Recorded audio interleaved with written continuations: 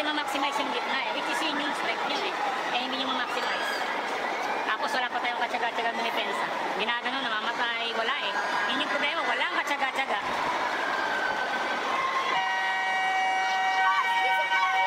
RDJ galit na galit. Pipito isilang mga spikes ni kanino. Poyos for rookie MVP this season.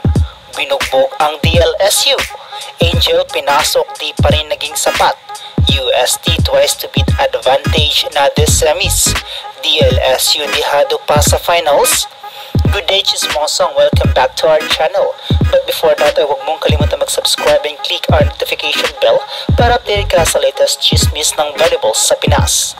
Hindi nga umubra ang pagbabalik aksyon ni Angel kanino para tapatan sana ang galing ng Muste. Kompleto nga ang UST in terms of offense and defense kung saan ay nagpaulan nga ito ng mga matitinding spikes.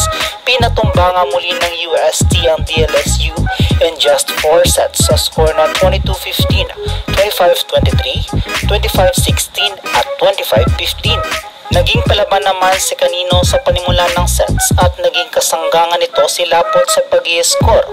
Ngunit lumamang pa rin ang UST sa laban. Sa kalagitnaan nga ng set ay nakuha nga ng Lasal ang kanilang game plan gamit ang mga drop balls ni kanino at nahabulan nga nila rito at nakuha pa ang unang set, 22-25. Subalit kabaliktaran naman ang nangyari sa ikalawang set kung saan ay mas naging mapusok nga ang UST at hindi na nito hinayaan pang makuha ng Lasal ang kanilang kalamangan. Dito nga ay uminit sa laro si Poyos at bumuhos ng lakas ng mga spikes nito. Maliban rito ay gumana rin ng mga digs ni Pipito na nagdala sa kanila sa panalo, 25-23. Sa ikatlong set na tila nawala ng momentum ang DLSU kung saan ay kinarni nga sila dito ng UST dahil sa mataas na kalamangan na nagawa nito during the mid-set. Umabot nga sa 8 points ang naging kalamangan dito ng UST at patuloy pa rin ang kanilang pagpupuntos dahil na rin sa maayos na services ni Sai Sagula. At si Gula nga ang nagtapos sa third set, 25-16. Sa uling sets nga kung saan ay crucial na nga ito para sa DLSU at nagawa pa rin ng UST na ma-maintain ang kanilang kalamangan at gumana nga rito ang kanilang mga defense. Sinubukan namang humabol ng DLSU at papantayan sana nila ang performance ng UST. Ngunit di nga pumayag dito ang Uste at nakuha pa nga nila ang technical timeout. Subalit dahil na rin sa focus ng UST ay nabawi nila ang momentum sa Lasal at muling nabuhay rito ang mga atake ni Poyos at Perdido kaya't sa huli ay nakuha ng UST ang panalo sa laban na ito, 25-15.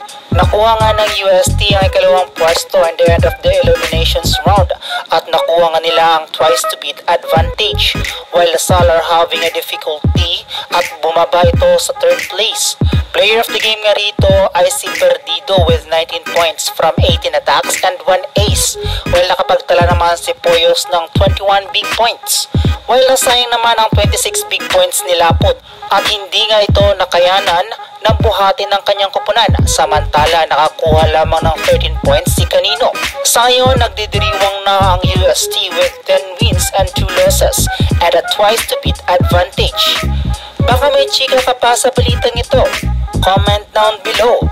So hanggang dito na lang muna mga kachismis natin for today's video. Huwag kalimutan mag-subscribe and click the notification bell para updated ka sa latest chismis ng volleyballs sa Pinas. Thank you for watching and bye for now!